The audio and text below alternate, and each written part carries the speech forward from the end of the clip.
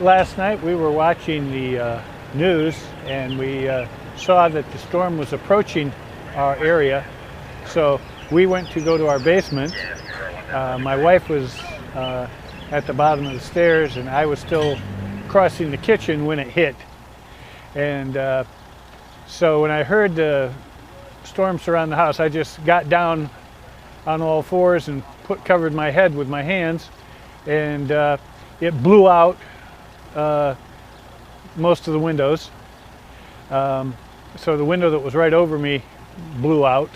The picture window in the front of the house is just totally gone. As it was passing over, as everybody tells you they hear a freight train, well, yes, you hear a very loud roar. Then you, of course, when the windows blew out, okay, you could just feel the wind gusting through the house.